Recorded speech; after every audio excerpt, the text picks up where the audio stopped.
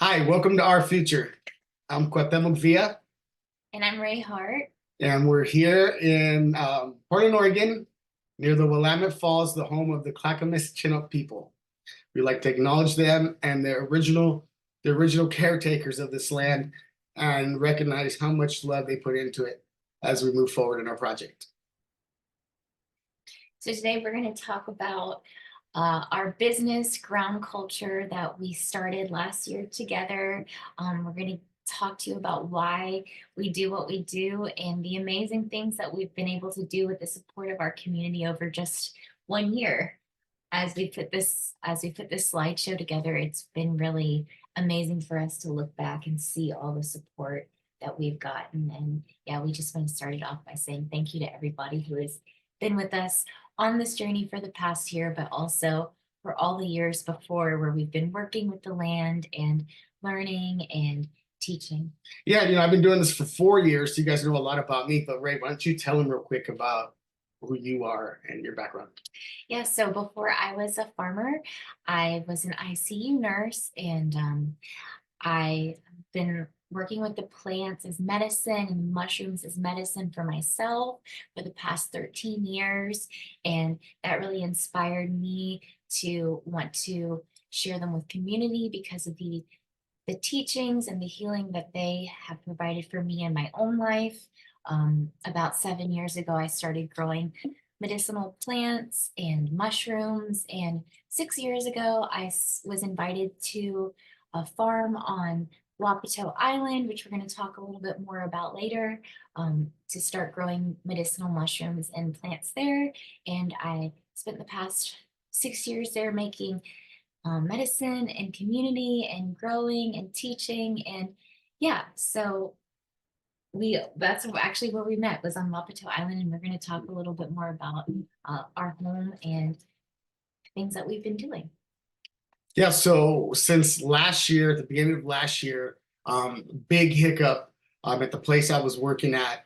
And as a recovery, we decided to put our heads together and start this business called Ground Culture. And it's composite of what you've seen me been doing over the past couple decades, plus what Ray has picked up. And we're serving it directly to the community and building up not only our home, but the people of the land, working closely with indigenous communities so that they can learn all of these techniques. They are the original permaculturalists, and a lot of times once they get into the environment, it's like you put in a Labrador in water. They really take off. So that's a little bit about why we got started this year. So this is our first year in business. And right away, we started doing what we do best. We started consulting with farms for both developing organic soil and bioremediation and conservation groups. Hand in hand, all that goes with microbials. But together, as we rebuild all the native microbes, we also got to rebuild the native people. So we're working closely together with the disenfranchised part of the community to teach them all these techniques, because they can't afford the books, they can't afford to go to the workshops. But here, hands-on is how most of them learn best. And it really shows them, especially when they get it from somebody who looks like them, talks like them, they think that they can do it too. So these type of community programs are important. And then we make bokashi balls and seed balls that we retail here in Portland. After the devastating effect that happened at my farm, days before that, something had happened at the EM conference Ray and I were watching, where they started talking about biochar. And not only biochar, but MIT has partnered now with EM, and they're making this special char. We've always cooled our char with probiotic teas, but now they are putting together the information to show that they are maintaining, this is the charcoal itself when created with particular teas, EM, they maintain high levels of energy. And these high levels of energy can be used for a wide range of things, not just for growing plants. Dr. Higa creating what we know as rectified barrier technology, if you're going to look them up, are basically these concentrated in this case, these are going to be water blocks that you see in the picture, but they're concentrated with a lot of EM and energy so that they can transfer that to the surrounding bodies of water or to the soil. So there's a little bit on how to make those. I encourage you guys to go look at this talk. It came out last year, but they cover quite a bit on rectified barriers. And one of our favorite parts, I think, is the kids. They started to teach kids that were unteachable, in other words, right? They were harmful to other kids, even killing animals. And once they changed their diet and got them gardening, it was amazing what happened. So take the time to look at that if you get a chance. So this EM rectified barrier farming technology is something that we learned pretty early in the year, after we started our business, and this new cutting edge processes that EM is discovering and working with really opened our eyes to a whole new level of electromagnetic farming and really inspired us. And yeah, we're trying to find ways to implement this and share this with other people so that we can begin to bring what's called coherence to the areas where we're growing. So this is really next level. This is quantum science. This is nanotechnology. So this is, if you're interested in cutting edge farming, electromagnetic farming, this is something you have to check out. And this is something that we've been researching more and trying to share with others. Yeah, and I think MIT did call it the jewel of the quantum world. So you can see where microbial farming is entering into the electromagnetic fields, the quantum fields. And when we did this video 10 years ago with Matt, adding the EM to the charcoal, you knew intuition-wise something was happening. But it's not until you get partners like the universities to come in, especially MIT, and really advance these things where you feel like you have the tools to recover when traumatic things happen to you. So yeah, the contaminants that we faced at the farm that I once worked at, we felt like we now had tools to clean it up with these rectified barriers. And we encourage you guys all to learn about rectified barriers for advancing your farming and bioremediation projects.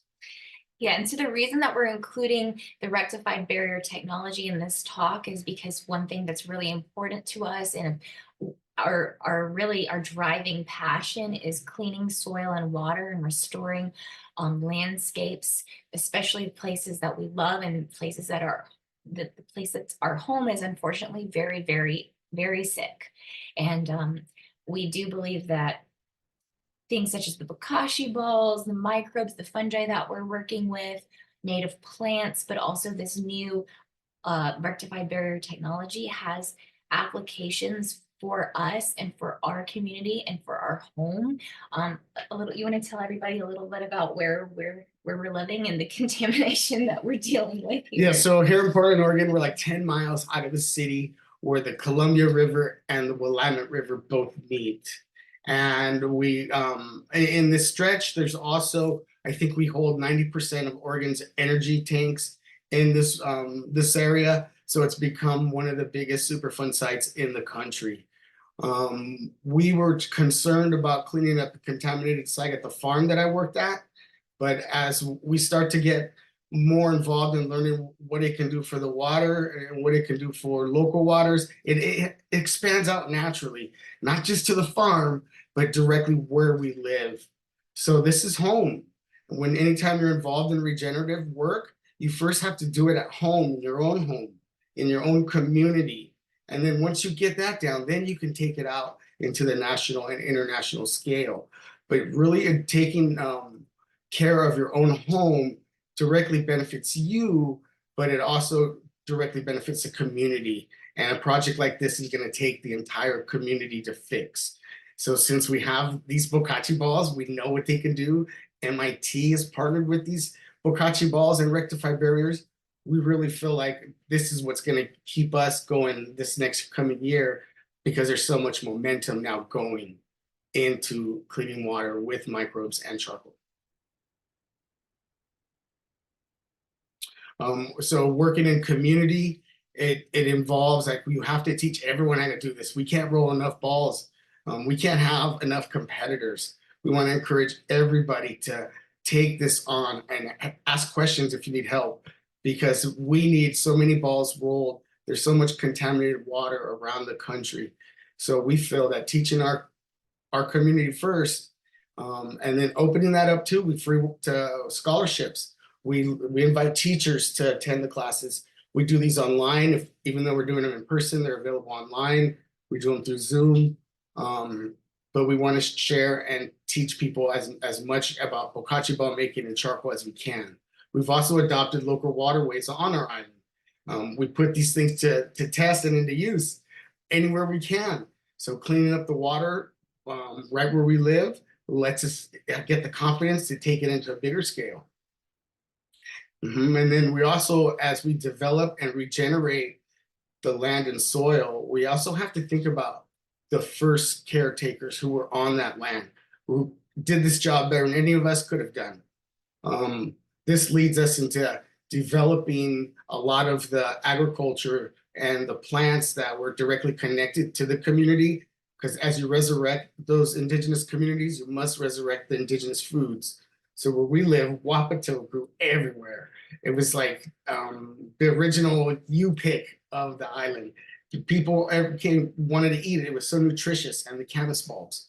So we helped the local community, Wapato Island Farm. They're building out 13 ponds. We help them with their pond construction and in the development of their native plants so that we can rebuild our native community where we're at. We always want to, in our workshops, we teach everything that we know. We learn it freely, so we want to share with everybody. We teach people how to make biochar and how to do the bokashi balls and how to grow with mushrooms and microbes, and connecting that directly, as always, to the indigenous communities, the youth, people who are getting left behind. It's all about recovery and bounce back. And this is, I didn't go to college. I'm not from typical backgrounds. So I know that me giving this back to people, especially people that are from my community, we're gonna enlist more help from them. And either people are gonna be useful and help rebuild our land, or the opposite. So I think it's up to a lot of us in Regenerative, especially the business owners. Where you live, do you need to connect with the native communities, the youth, and teach them your skills? And I guarantee you, you'll learn 10 times more than anything that you share with them. And one of our favorite workshops and projects that we got to work on this year was with the All Nations Canoe family and the amazing nonprofit Confluence here in Oregon. And we made bokashi balls together, and we got to go on the traditional canoes and sing together, and gift some of the balls to the water and the Tualatin River. And it was a really beautiful time together. And Portland, Oregon here, they're cutting edge at their workforce training programs. Wisdom of the Elders has a workforce program. Echo Trust Green Workforce Academy, Forest Park Conservatory all came out, and we made bokashi balls together. And what was great about this, it had both agency and youth participating in developing the bokashi ball technology to clean waterways. This meant everybody learned, even though we had such different backgrounds in education. It was like an even playing field, and this made it exciting. This made it new. This gave everybody the recovery mechanisms that they needed to keep going in today's tough times.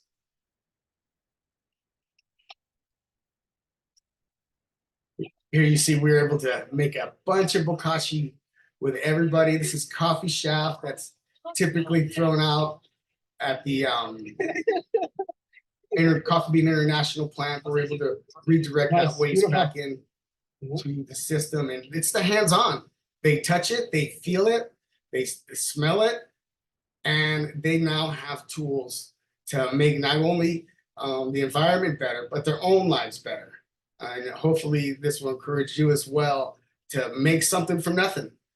All this, we're selling mud, we're selling used coffee shop, dispensed coffee shop, but you can see what changes it's making in just not the environment, but in the people as well. And one thing that really inspires and motivates us is to work with youth and work with kids and really work with everybody who has to see everyone's heart so open and so willing and so uh, hungry for change and to learn the skills that we are so grateful to be able to share. It really motivates us each time that we give a workshop or that we are interacting with folks. It really motivates us to keep going because yeah, it's not easy, but it's like so worth it when people tell you like, wow, like this is what I want to do. Like, and you know that this can really be like the future for our youth and like in a good way, like in a way that is going to bring life back to our earth and regenerate And the people. and the people, Oh yeah. Full of energy. everybody. Okay, so we headed out. This is as a result of giving away a free workshop online. A school teacher out in Brown Valley Reservation in Covelo, California. She attended the workshop and she got pumped about what these little balls can do, how easy it is to create, and she asked if we can come out for a workshop. We came out to Covelo to their library center out there, which is amazing. Huh, Ray? This is a library center, just real quick, that the cannabis community all donated funds to because there's nothing in Covelo for anywhere to gather. So they built this place, gathered over $1 million, and they built an amazing community center. We were able to go there and teach about the Bokachi balls. And it just so happened that that day there was a tragic event that had happened to a youth in Covelo. This event ended up acting like a recovery point as well, huh? Mm-hmm. So it's able to transform so many people. And on that same trip, we headed out for Earth Day to Oak High School, where these are continuation kids. These are the ones that, and they make it in the regular school no more. Everyone says they can't learn or something's going on at home or something. And this is where I come from. I'm a continuation kid. I went to continuation school. So being able to go back to the places where you come from and light them up again, it lights you up. So these kids, amazing time. I think the highlight of this event, we did at the closing circle, we got everyone into a circle. This is a ceremonial dance we usually do with Native groups. And there was how many kids? 200. 200 kids. And these Holy are continuation school kids. I made them hold hands to start the thing.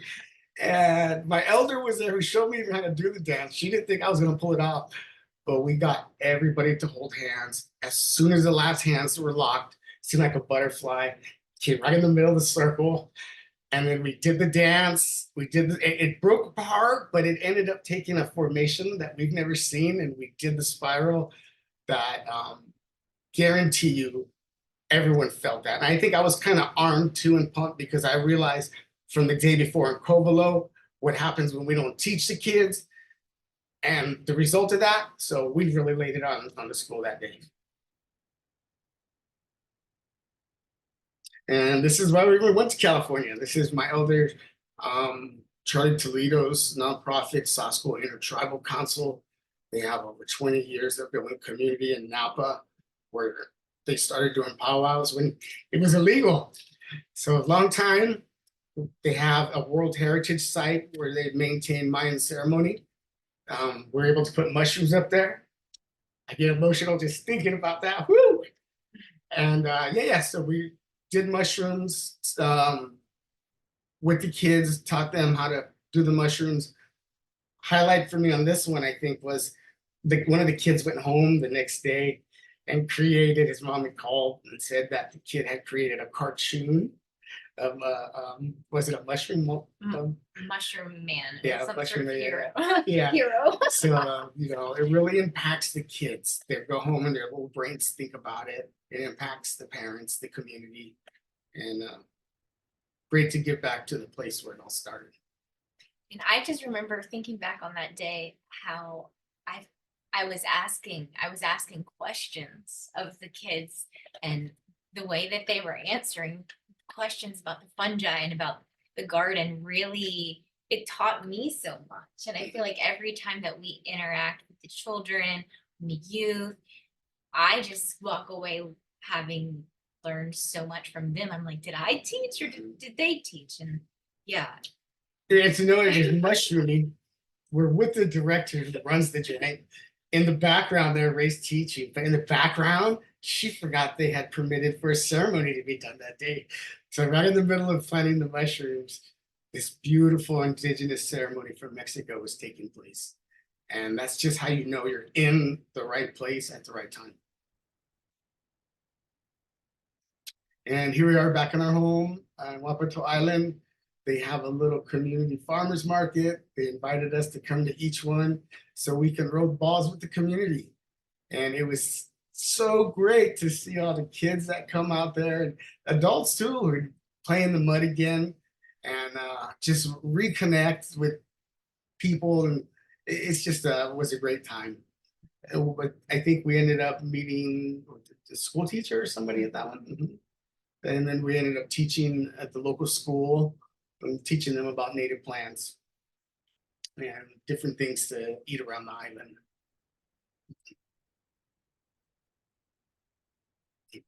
So this is an exciting project that we started working on last year, and that's going to continue into this year. It is a very special space on Wapato Island. It's one of the original. It's land that has remained intact. And Wapato still grows there in the channels around this farmland. The landowners there are very interested in tending the land in an honorable way and cleaning the contamination that is in this particular site. So they have called us in to help manage their ponds and land using the microbes, using the fungi and biochar. And we've been working for the past about six months or so with them, and so far seeing amazing results. I'm really looking forward to continuing this project. Do you have anything you want to add to that about farms? No, it's just really nice to, you can see in the photo, there's a lot of green algae that builds up in there. So we're hoping that this coming season, the microbes will outcompete and be able to maintain a lot of that algae control. And then the fact that she did some wood clearing and she really wanted to turn everything and capture all that and turn it into biochar.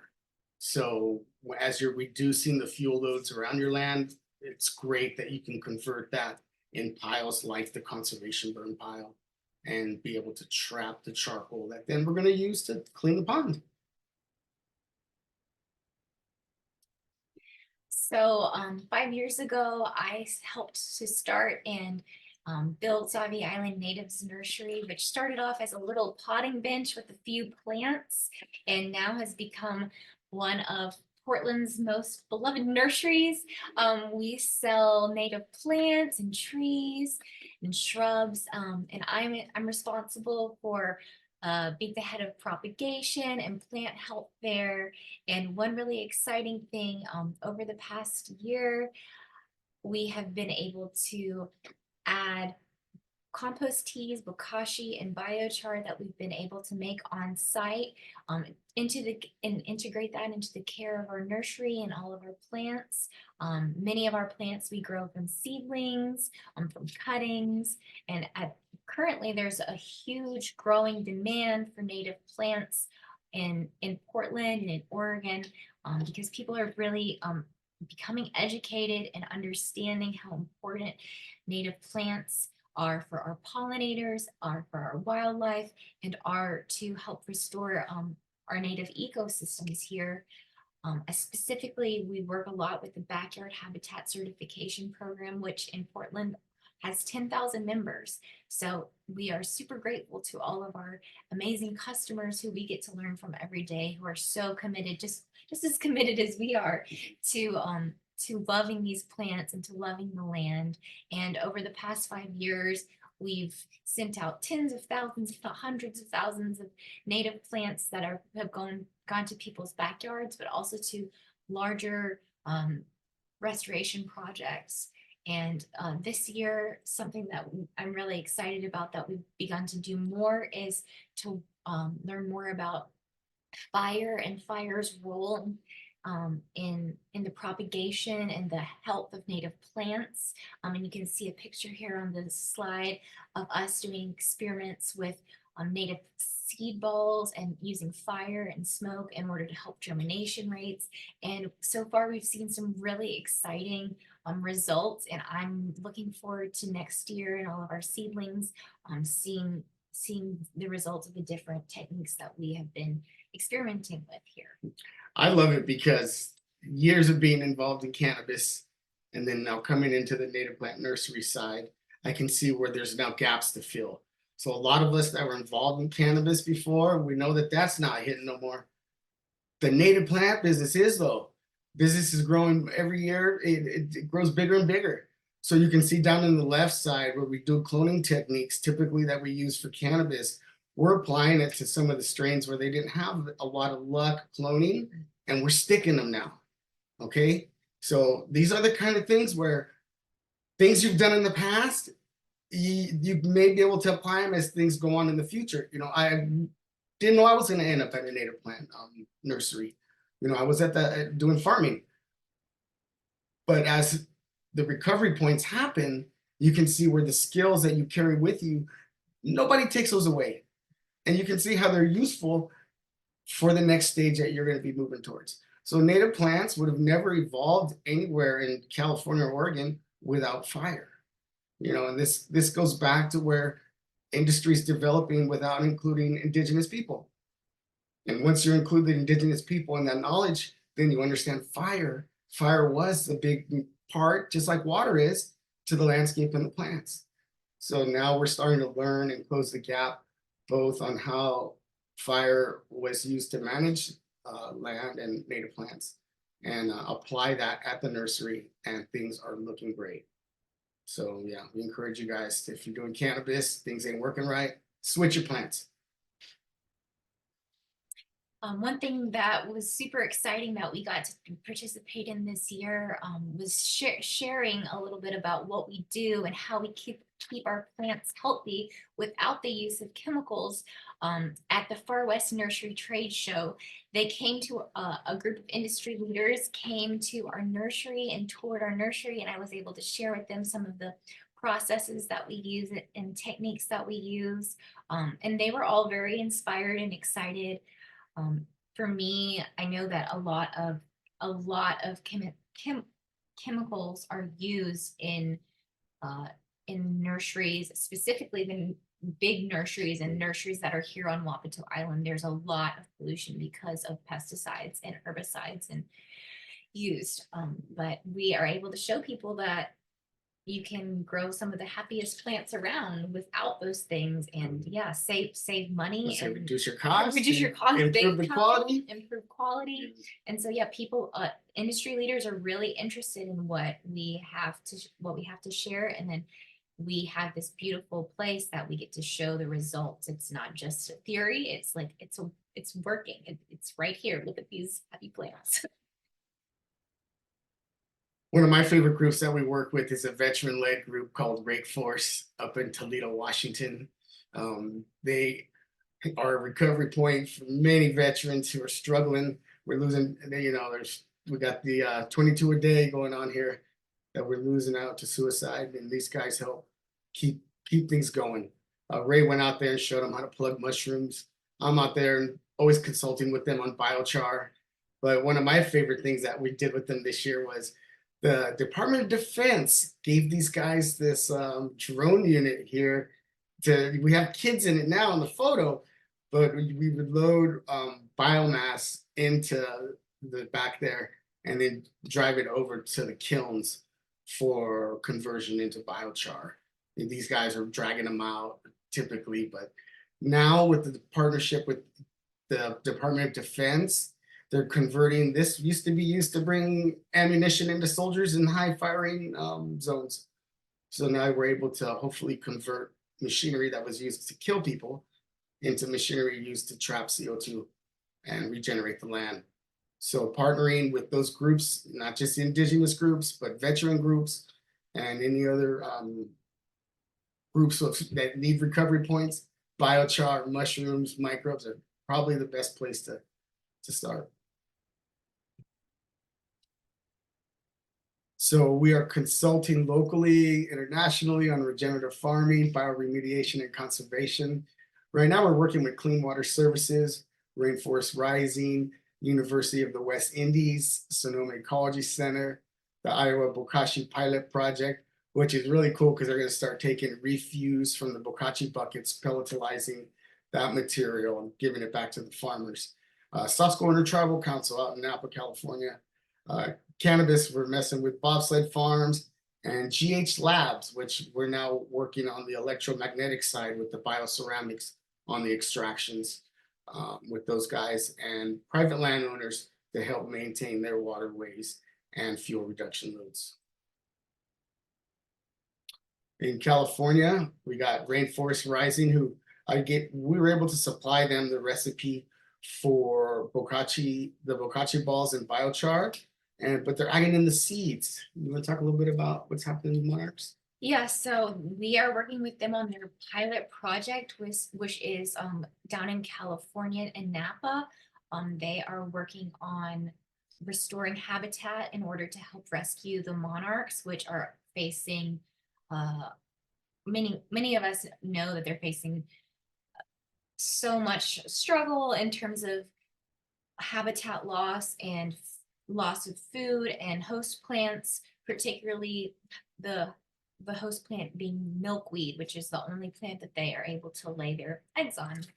And so Rainforest Rising is using cutting edge technology, using drones and seed balls in order to help reestablish habitat. Currently, we're in research phase for a lot of things. They have a lab where they're working on the seed ball formulations, and we've selected sites throughout Napa, partnering with wineries, farm, and Sonoma State University in order to help begin to establish test plots that will then be used to create a much more large scale habitat restoration. So we have helped with the seed ball formulation, and then we also took a trip down to California to help collect IMOs, indigenous microorganisms, at our sites to help hopefully make the seed balls even more successful. Yeah, we wanted to make the bokashi site specific for that one, so we went to 3 sites. One at Sonoma State University, collected the microbes, cultured those out, and made the bokashi for that. Another one was where's the other one? At a winery in Napa, California. And then the third one Farm. was at a private landowner's farm. And here in Oregon, we're working with Clean Water Services, and they supply and service to 600,000 people in Oregon, cleaning 65 million gallons of wastewater each day to help protect and preserve the Tualatin River watershed.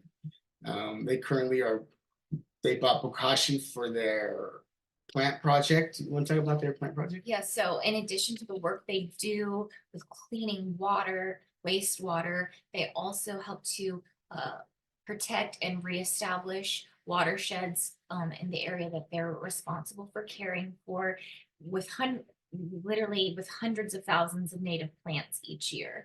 So they're currently working on a new project, which is an assisted migration project, bringing seedlings and baby trees up from Southern Oregon and Northern California to help start to grow them out up here in Northern Oregon because of climate models, which show that in the future it's going to be a lot warmer here, and our trees and our plants are going to be really facing completely different conditions than they ever have. So in order to help mitigate that, they're bringing up these plants with genetics that are used to more dry and hot climates, and hopefully they'll be able to be adaptable to this area. So in order to give them the best starts of their little lives, they asked us to bring some bokashi for the seedlings. So there's about 25,000 seedlings, and we supplied about 600 pounds of bokashi for this project this year.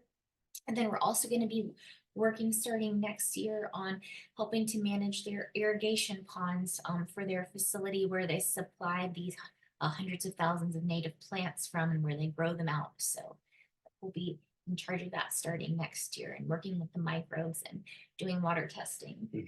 Yeah, they have some ponds you can see there on the right side. They get full of algae too. So Clean Water Services has asked us to assist them. Same style like we're doing at Charleston Farm, just fermenting in barrels and prohibition style, knocking them in, and that's hopefully should give the probiotics the water needs to get it going again. And also working with the biochar in order to help clean water. We assisted the U.S. Forest Service and Sonoma Ecology Center this year in doing emissions testing for conservation burn and the Ring of Fire kilns.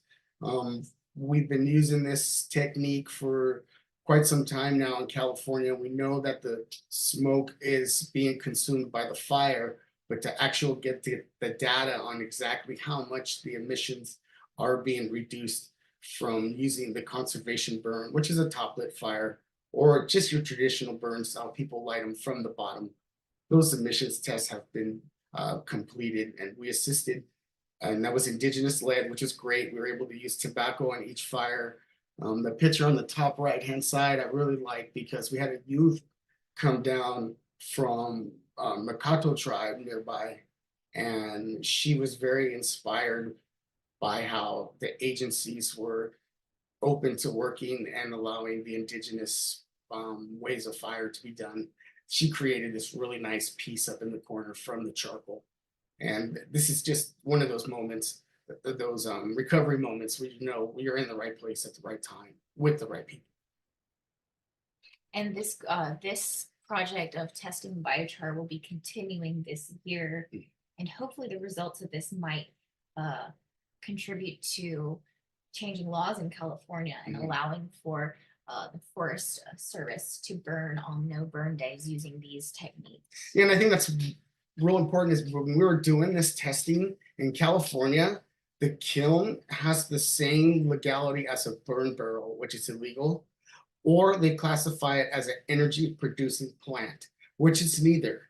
So we invited all of the local council from Mendocino and to come and look, and this was a 2-week process. I think we're out there 10 days and nobody came. The permits were only allowed for 4 days at a time, so it was a lot of money and equipment and risk to do these tests, not knowing if your permits were always going to be renewed. But what I learned was what we need is politicians and legislation to now catch up to what's happening in the biochar field. So there was nobody there, and that really was the hiccup. Now that we have the Forest Service, now that we have all the agencies, the Ecology Center studying the biochar, CAL FIRE, everybody, we need the politicians now to rewrite legislation. And I think that we're going to find that's going to be true with a lot of stuff in regenerative, because they've, these laws that they were written years ago, they do not conform to the current technology in which things are being created. So these are the kind of things where we now have the emissions testing done, but we do not have the political strength to advance this at the speed we need to give this planet a chance. So we encouraged all of us to reach out with and get, local politicians. You're going to have to come out of your comfort zone, work with people you don't want to work with. That's how this whole thing got started. When I was a pot grower, when they wanted me to go to the ecology center and start working, I was the only one who was in cannabis then. And, come to find out we were the #1 consumers of biochar. Their attitude changed and how much they want to work with cannabis guys. But you have to be out of your comfort zone so that those little doors can start to open and we can get to places like we got here with the Forest Service. But now we need it with legislation and political pull. So in the fall, we continued with more workshops, and we were super lucky that we got invited by a local worker-owned cooperative, which is called Symbiote Garden Shop, to put on a series of workshops for them this fall. And we did 4 workshops there and had an amazing turnout. Getting to teach community, and we really feel like this particular garden store is like a community hub. And supporting so many different people who are growing in so many different ways in the area. And we are also currently now offering our bokashi and our bokashi bowls wholesale at Symbiote Garden Shop. So it's been a wonderful partnership and they've supported us so much. So thank you, Symbiote. And then this fall, we also continued our relationship with Wisdom of the Elders, and we're able to bring the interns to the nursery where they can see everything on stage in operation. The nursery also is attached to this beautiful pond area that the homeowner has been creating over the past 30 or 40 years. And mushrooms growing everywhere. So they really got a hands-on feel of what it was like to be in the regenerative field. And I think that's why we keep doing all these workshops, because you can just take the average person and let them feel like, yeah, I can do this. This can be done. And you always want to encourage more people to do it because we need more people. It's not a competitive thing, it's a partnership. And then we also had the opportunity to share about the bokashi bowls at the myceliate permaculture conference in October, and that was wonderful. Got to see Matt and Cassandra. Yeah, we did. Haven't seen Matt in a long time. That's great.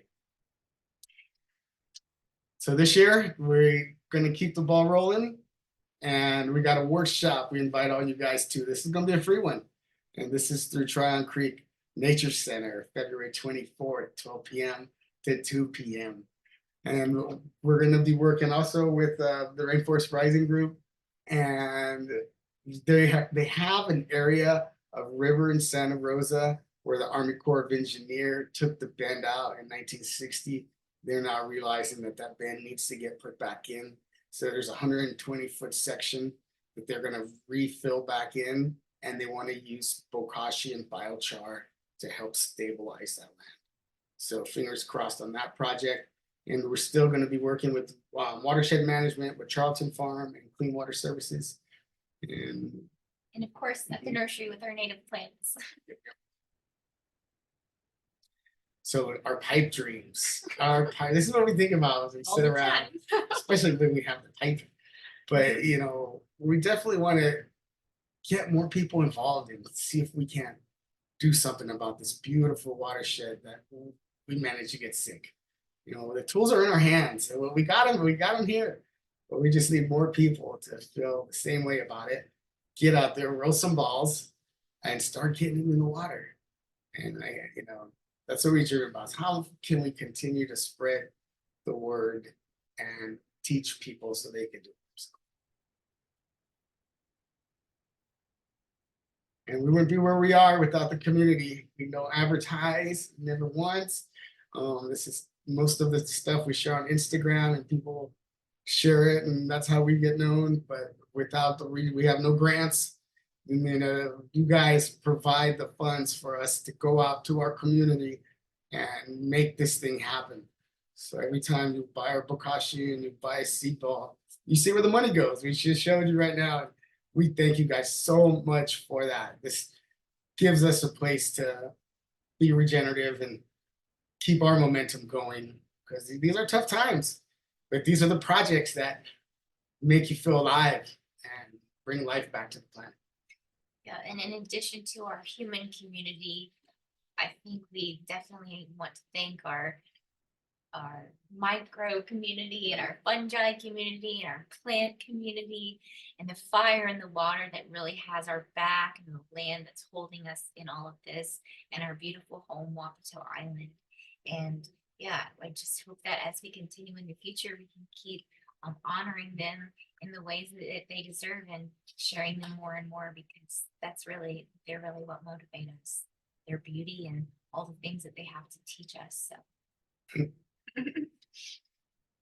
if you'd like to learn more or get in contact with us, you can visit our website, groundculturepdx.com. Come out to our upcoming workshop if you're in Portland at the Friends of Tryon Creek, and contact us by email or through our website if you're interested in consulting or any workshops. And we have our products available for sale on our website and also wholesale at Symbiote Garden Shop, so in Portland. So Thank you so much for listening and for letting us share about our first year in business together, all the amazing things that we've gotten to do. And yeah, we're looking forward to another year. Yeah, thank you so much. I hope you enjoy the rest of our future and keep going strong, everyone.